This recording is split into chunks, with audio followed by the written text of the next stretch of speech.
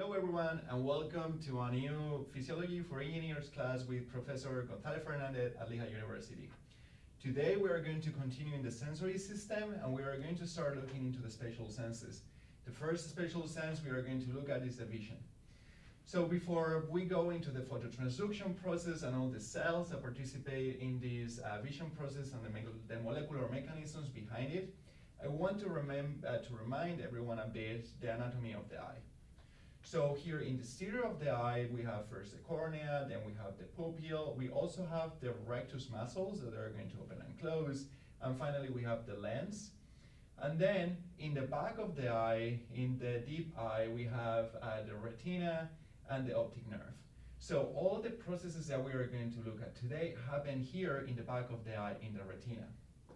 So this means that the light needs to travel from the stereo of the eye into the inside of the eye to the retina in order for it to have the phototransduction process and for us to process images and see. Okay, so once we know a bit of the anatomy of the eye and the different parts of the eye, let's focus a bit more in the retina and all the cell types that are going to participate into this phototransduction process. So the first type of cells that are going to be here are these epithelial cells.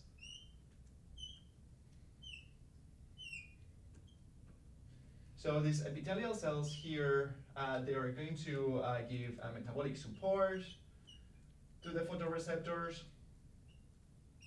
And also they contain melanin that it's going to absorb photons, so that's also going to help us in this vision process. Then we have the photoreceptors. So we have two different types of photoreceptors. We have the rods and the cones.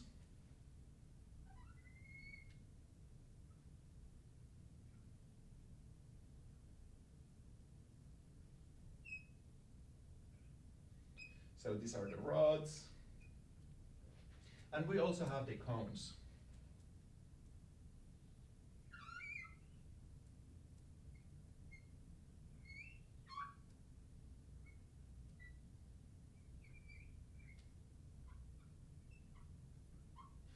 So in our eye, in our retina, there are more rods than cones. There are 16 rods for every cone. Okay, so these rods, they are in charge of counting the light, and they are going to be the ones that are going to regulate the light intensity. And here the cones are different. The cones are going to capture colors. And we have three different cones that are basically the essential colors that we have. So we have cones that are for green.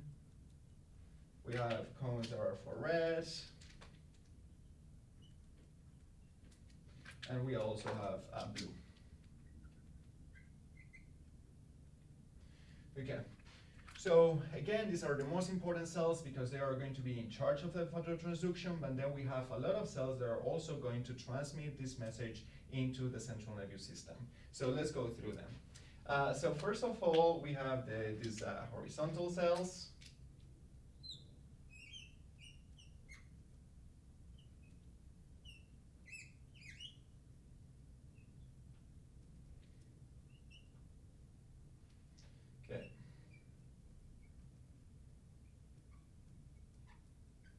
So these horizontal cells, they are going to regulate the transmission of the message here from the rods into the central nervous system.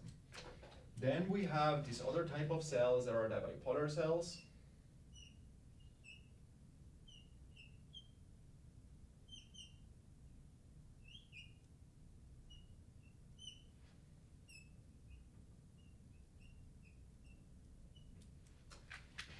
Then between the different bipolar cells, we have the amacrine cells.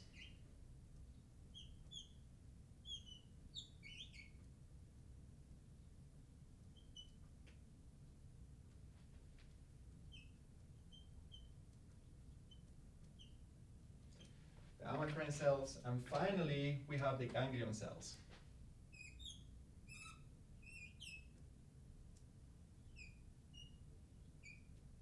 So the ganglion cells here, they are going to join, forming the ganglion.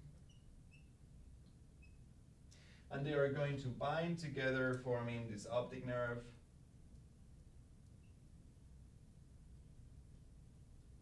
That is going to conduce the information from our eye to the thalamus, and from the thalamus to our cortex in our brain.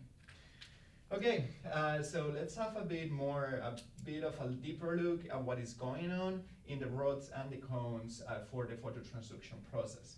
So the phototransduction process happens here in the membrane of the phototransducers. So it happens in a part of the membrane called the disc. So let's have a schematic of the membrane here.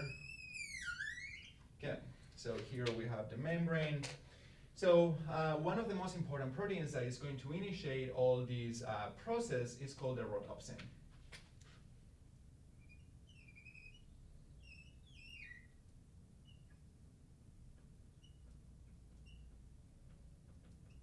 So rhodopsin has two subunits. It has the opsin, and it also has the retinal.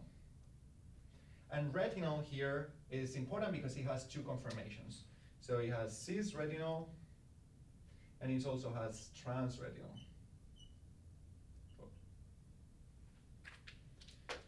So now we have the first step of the process. So when the light comes here and arrives to the rhodopsin, is going to convert the conformation of the retinal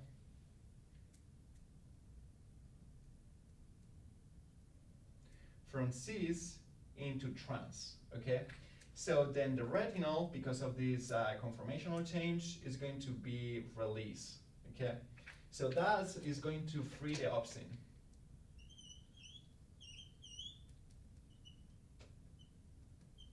And then we have the second part of this mechanism.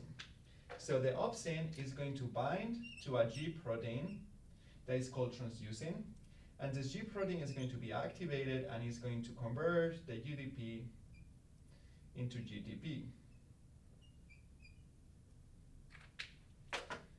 Then this conversion of UDP into GTP is going to activate another protein. So this is the phosphodiesterase, or PDP. Phosphodiesterase, PDE. So this phosphodiesterase is going to convert cyclic AMP into AMP. And this conversion is going to close this sodium channel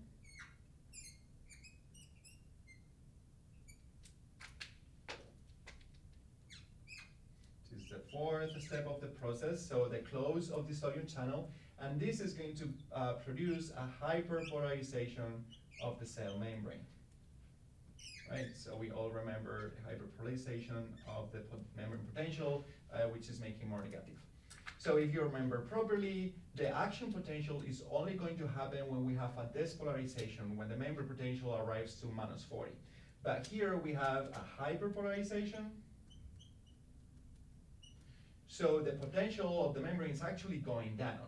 So this hyperpolarization is going to block the action potential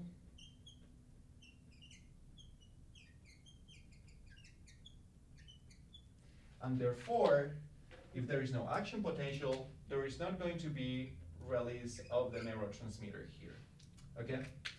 So then this, after the photon and the light is gone, then the vitamin A comes into play. Okay, so this vitamin A is really important because it's going to convert the trans-retinal into cis-retinal, so it can go back to opsin to form rhodopsin and be excited again by the photon. Okay, so I hope that you enjoyed this lecture. We have reminded a bit the anatomy of the eye. We have looked at the different cell types and the phototransducers, and we are going to look at the phototransduction process. I hope that you enjoyed the lecture. See you in the next lecture.